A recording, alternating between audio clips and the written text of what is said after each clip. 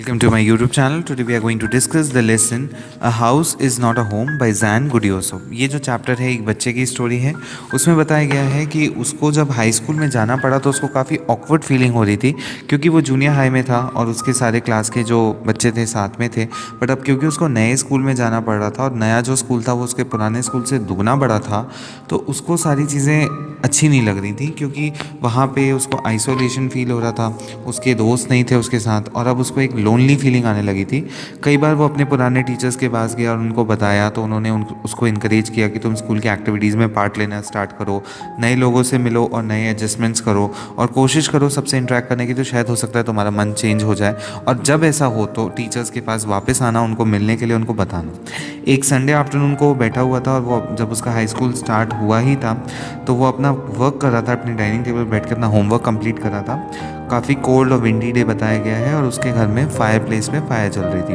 वहाँ पे उसकी रेड कलर की टेबी कैट थी उसके पास, जो कि उसके पेपर्स के ऊपर बैठी हुई थी और आवाज़ कर रही थी, और कभी कभी आके उसके पेन के ऊपर बैठ के इंटरटेनमेंट के तौर पे she was amusing the author. तो यहाँ पे बताया गया कि एक नॉर्मल सा डे था और उसने फिर बताया टेबी कैट के बारे में कि जब वो छोटी सी थी, जब उसने उसको रेस्क्यू किया था और उसको पता था कि कैट जो है उस पर रिलाई करती है।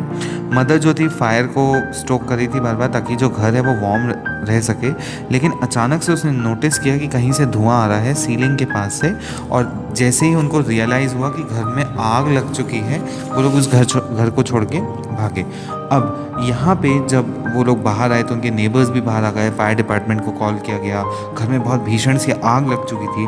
मदर वापस अंदर घर की तरफ भागी जिसमें आग लगी हुई थी, तो वहाँ पे कुछ डॉक्यूमेंट्स थे, वो तुरंत उनको लेके आई। अब फिर से उसके बाद सेकेंड टाइम मदर फिर से अंदर गई। तो इस समय जो ऑथर है, जो बच्चा है, वो भी जाना चाहता था घर के अंदर, बस उसको किसी ने जाने नहीं दिया। एक फायरमैन ने उसको रोक लिया। अब उसको पता था कि उसकी मदर सेकेंड टाइम क्यों गई थी। उसके फादर जो थे काफ़ी पहले गुजर चुके थे।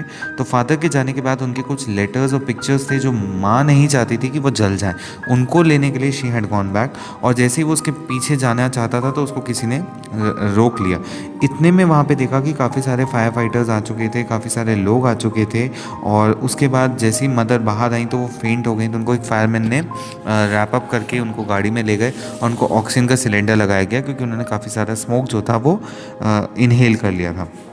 5 घंटे के बाद फायर तो जा चुकी थी, बट जो घर था वो पूरे तरीके से जल चुका था। अब वो जो ऑथर है उसको रियलाइजेशन होता है, क्योंकि अब बहुत सारी चीज़ें एक साथ हो गई उसकी लाइफ में। उसका घर जल गया, उसकी जो कैट थी जो अभी थोड़ी देर पहले उसके साथ थी वो कहीं चली गई थी, उसको लगा शायद उसकी कैट मर गई है। और उसका जो नया नया स्कूल आया था, उसकी लाइफ में जो चेंज आए थे, वो बहुत एकदम से ब्रेकआउट, नर्वस ब्रेकडाउन हो गया एंड ही स्टार्टेड क्राइंग। अब फायरमैन उनको अंदर जाने नहीं दे रहे थे, रात को रुकने के लिए उनके पास कोई जगह नहीं थी।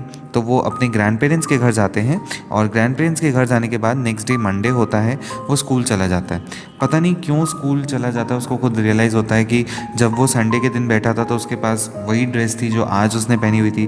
उसकी आंट ने उसको कोई पुराने शूज़ दे दिए थे, क्योंकि वो संडे चर्च के क्लोथ्स में था। तो उसको बड़ा ऑकवर्ड फील हो रहा था कि स्कूल में जाने के बाद भी उसके पास ना तो स्कूल के ड्रेस थी, ना उसके पास स्कूल का बैकपैक था। उस बैकपैक में जिसमें उसकी सारी पूरी ज़िंदगी थी, अब उसको समझ में आ रहा था कि क्या होने वाला है। उसको लग रहा था कि वो एक ज़ॉम्बी की तरह, एक एलियन की तरह स्कूल में घूम रहा है। वो चाहता था कि वो मर जाए, क्योंकि उसकी लाइफ में कुछ भी नहीं बचा था, कुछ भी हैपनिंग नहीं हो रहा था। और उसके बाद जब वो वापस वहाँ से निकला जहाँ उनका घर हुआ करता था, तो उसको बहुत ज़्यादा सेंस ऑफ गिल्ट फील होता है, क्योंकि वहाँ पे केमिकल आ जाने की वजह से सारी चीज़ें बर्बाद हो चुकी थी। जो चीज़ें बची थी वो वही थी जो उसकी मम्मी ने कहीं ना कहीं रेस्क्यू कर ली थी ब्रेवली, हीरोइकली जाके। अब रोने का तो वक्त नहीं मिला था। कुछ पैसे लिए उनके ग्रैंड पेरेंट्स थे, क्योंकि क्रेडिट कार्ड जा चुके थे, कैश जा चुके था, आइडेंटिफिकेशन के जो कार्ड्स थे वो भी जा चुके थे। Everything was gone. उसके बाद जब नेक्स्ट वीक हुआ, वहाँ पे जब रबल क्लियर किया जा रहा था, तो वो वहाँ पे गया जाके देखने के लिए, ताकि उसको ऐसा था कि उसकी कैट कहीं ना कहीं उसको मिल जाए, बट उसको नहीं मिली। उसके बाद जैसे बोला जाता है कि बुरी खबर जल्दी फैलती है, उसको पूरे हाई स्कूल के लोगों को पता चल गया कि उसकी हालत क्या है। तो उसको काफ़ी एम्बैरेसमेंट फील होने लगा। नेक्स्ट डे स्कूल जब वो गया तो लोग काफ़ी अजीब तरीके से बिहेव कर रहे थे लॉकर रूम में। जब वो जिम क्लास की तरफ जा रहे थे तो सब लोग उसको वहाँ ले जाना चाह रहे थे। उसको समझ में नहीं आया कि क्यों। जब वो वहाँ पे गया तो उसको देख के एकदम से अस्टॉनिशमेंट होता है, क्योंकि एक बहुत बड़ा सा टेबल सेट किया गया था जिसपे सब तरह की चीज़ें उसके लिए लाई गई थी। स्कूल के जितने भी रिक्वायरमेंट्स होते हैं, नोटबुक्स, कपड़े, jeans, top, sweet veg fruits सारी चीज़ें, उसको लगा जैसे कि क्रिसमस है and he was overcome with emotions. और फिर लोगों ने आके अपने ओन अकॉर्ड पे उससे बात करना स्टार्ट किया, उससे फ्रेंडशिप करी। एक महीना बीत जाने के बाद जब वो अपना घर रीबिल्ड होते हुए देख रहा था तो वो अकेले नहीं था, उसके साथ उसके दो नए फ्रेंड्स थे। तो फीलिंग ऑफ इनसिक्योरिटी उसके साथ पहले थी वो अब नहीं थी, and he was able to rebuild his life. तभी अचानक से पीछे से एक औरत आती है और बोलती है, does this belong to you. और उसने देखा कि उस औरत के हाथ में उसकी रेड टैबी कैट है, जो तुरंत उचक के उसके पास आ जाती है।